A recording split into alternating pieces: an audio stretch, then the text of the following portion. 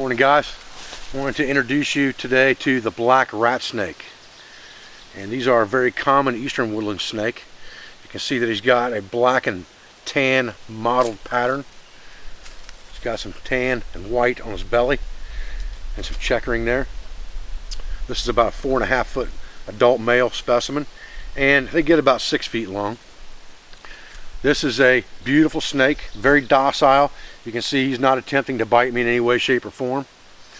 We're going to turn him loose here in just a second, let him go back to his natural habitat, but I wanted to show you this guy and show you that he's pretty docile. And you know, snakes are a good thing to have around the environment. They control the rodent population and things like that, which means they control lots and lots of diseases. So a lot of people just arbitrarily kill snakes on sight. I think that's pretty ridiculous because they were put here for a reason. And having them around is a good thing as far as, like I said, controlling the rodent population, disease control and things like that. Mice carry the Hana virus and all kinds of other stuff, and this snake controls the population of that rodent.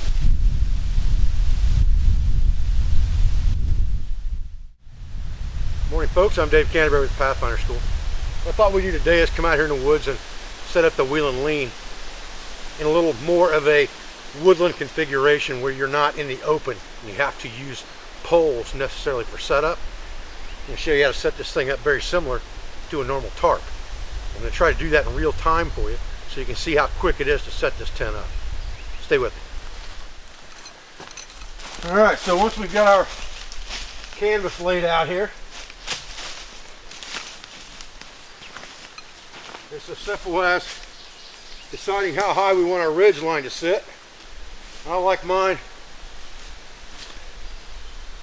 about this high.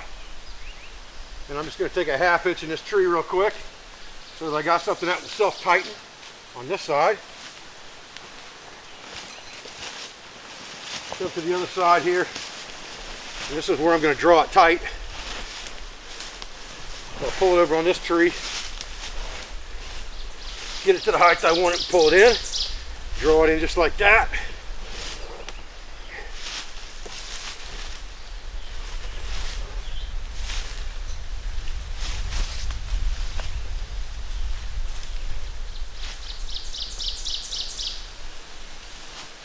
Again, I like knots that are easy to get undone.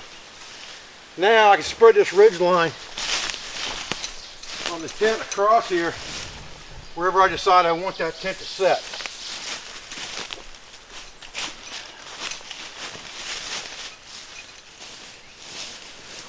Then come back and pull it off the ridge line to stake it out.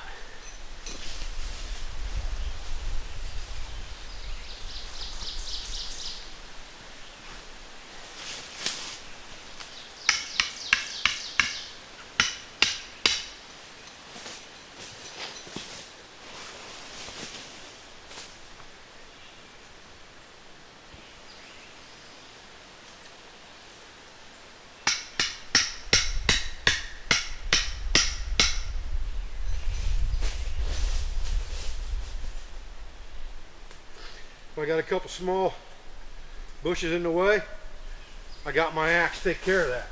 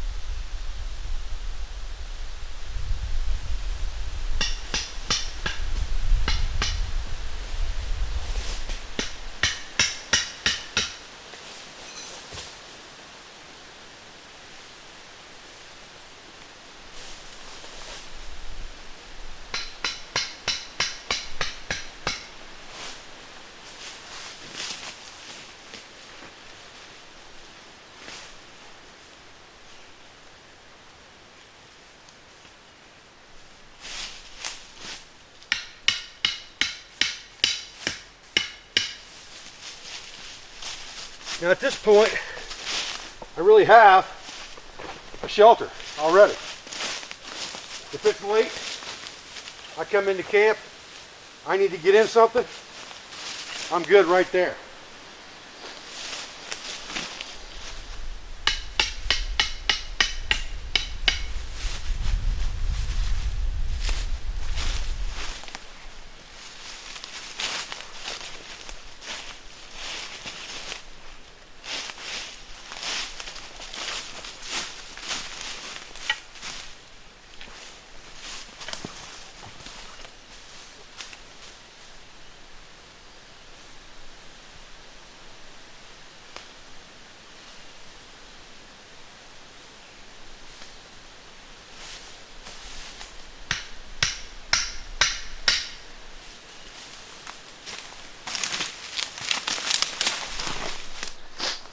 And you can see when you flap this over, you really almost got this thing closed in.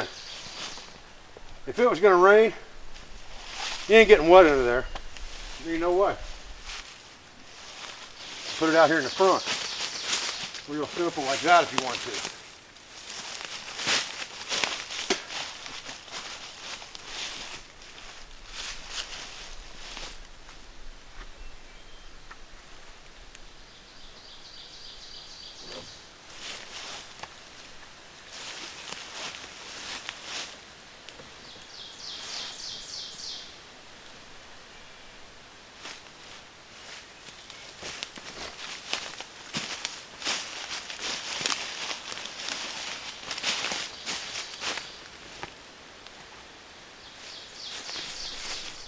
Okay, so by putting a couple poles in here and just roping those poles over to the tree, I can control the pitch of this easy enough if I need to, depending on the time of day and what I'm looking for. Or I can take those poles out if it's going to rain and drop that flap straight down like this.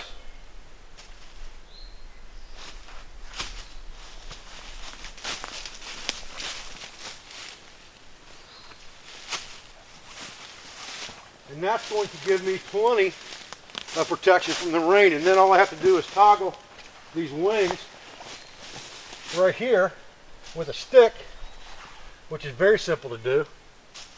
And then I have pretty much a closed-in tent type configuration.